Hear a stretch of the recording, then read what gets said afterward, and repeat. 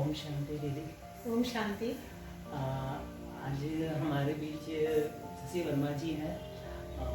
बहुत एक नेचुरोपैथ में बहुत अच्छा काम कर रही हैं। प्राकृतिक चिकित्सा में प्राकृतिक जीवन शैली के बारे में निस्वार्थ सेवा दे रही हैं पूरे समाज में, और काफ़ी टाइम से ये सेवारत हैं और लोगों को स्वास्थ्य लाभ भी मिल रहा है।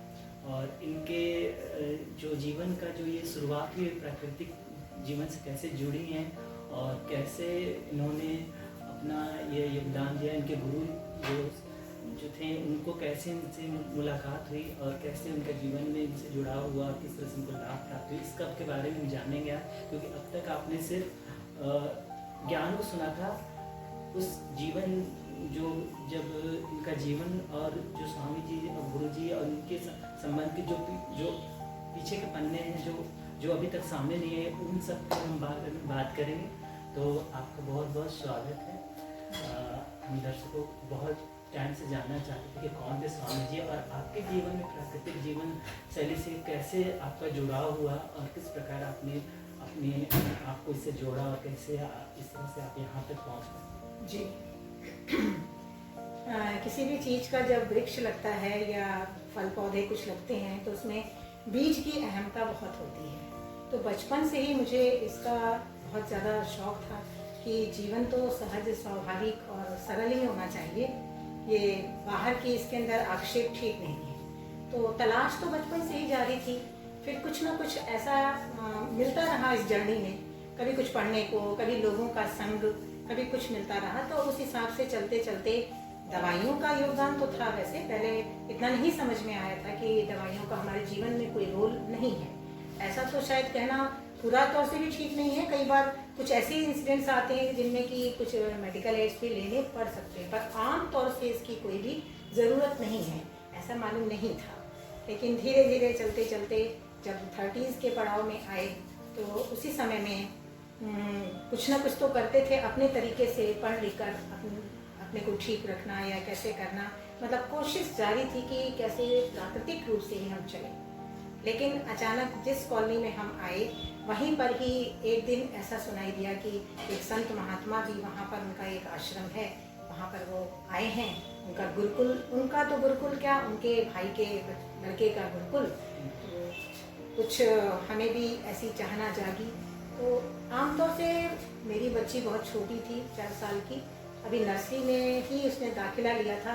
और पहला या दूसरा दिन था, हम उसको लेने के लिए बस स्टॉप पे जब गए तो एक बहन बात कर रही थी कुछ ऐसी ही कि मुझे स्लिप डिस्क था और दवाइयों से नहीं, लेकिन यहाँ पर ही एक गुरुकुल है, वहाँ पर एक संत या एक स्वामीनाथन जी का नाम मेरे कानों में पड़ा। हालांकि मैं नहीं जानती थी वो कौन है और क्या है, तब तक तो कुछ भी नहीं जाना था और किसी नेचुरोपैथ से भी पाला अभी तक नहीं पड़ा था। ना ही मैंने किसी कॉलेज से इच्छा ही नहीं जागी कि ये विद्या मैं कॉलेज में, स्कूल में जाकर सीखूं। बचपन से आपको प्राकृतिक जीवन शैली के लगाव था, लेकिन आप इस नॉलेज को उस तरह से आप किसी से लर्न नहीं कर पाए थे। करने की ऐसी फॉर्मल वे में मेरी इच्छा नहीं थी। बस कोई मिलता था, कुछ बता देता था या कुछ कहीं पढ़ लिख लेते थे, उससे ही हम कुछ ना कुछ अनुभव ले लेते थे। तो जीवन में कुछ अनुभव तो था। लेकिन जब ये सुनाई दिया उस बहन के द्वारा कि मुझे स्लिप डिस्क था, डॉक्टर ने ऑपरेशन बताया, और यहीं पर भी पास में ही अभी गुरुकुल में एक आए हुए स्वामीनाथन जी हैं, वो प्राकृतिक चिकित्सक हैं और आजीवन ब्रह्मचारी भी हैं, और ऐसे करके कुछ किसी से बातचीत कर रही थी। तो उस दौरान चूँकि मेरी तो जिज्ञासा थी, मैं उस बहन को जानती भी नहीं थी, लेकिन उसकी बच्ची भी स्कूल में पढ़ती थी।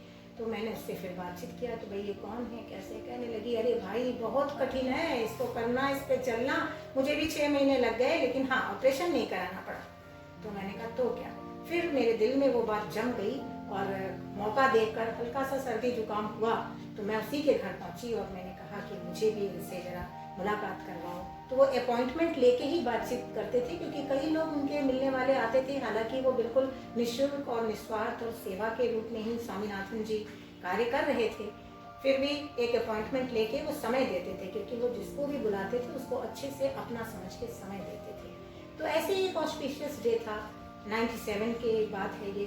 तो उस समय में एक ऑस्पिशियस डे, मेरे पास गुरु नानक जयंती थी, तो मैंने उनको फ़ोन पर, उसी बहन ने ही मेरा अपॉइंटमेंट लिया और मैं और मेरे हस्बैंड दोनों ही उनके पास करीब सुबह का समय था, 10-11 बजे का उन्होंने समय दिया और पहली बार हम उनसे मिले। और मिलने पर बिल्कुल साधारण, एकदम साधु संत जैसे साधारण, और बैठे हम लोगों के साथ 1 घंटे उन्होंने बातचीत किया। तो चाहना तो मुझे ज़्यादा थी, लेकिन मुझे पता नहीं था मेरे हस्बैंड ज़्यादा उनसे प्रभावित हुए उनकी बातों से, क्योंकि स्वामीनाथन जी एक बहुत इंटेलेक्चुअल पर्सनैलिटी थे। तो बस इतनी मिलन पहली बार उनसे हुई और उसी दिन से ही ऐसा प्रभाव पड़ा कि जो चाय वगैरह पीना, जो कुछ चीज़ें हमें अभी तक नहीं मालूम थी, उनके द्वारा जब पता चली कि हमें ऐसा पता था कि अगर एलोपैथिक तो चलो ठीक नहीं है, लेकिन होम्योपैथिक ठीक है ना, थोड़ा सा माइल्ड है या ठीक है। पर उन्होंने जब बताया कि नो होम्योपैथिक, नो आयुर्वेदिक, केवल अपने जीवन शैली को बदलना है जिससे सेहत बढ़ेगी और रोग का कोई इसमें इम्पोर्टेंस ही नहीं है। तो जैसा उन्होंने कहा, ज्ञान तो ज़्यादा नहीं समझ में आया, लेकिन जैसा उन्होंने कहा उस हिसाब से अपने को चलाना शुरू किया।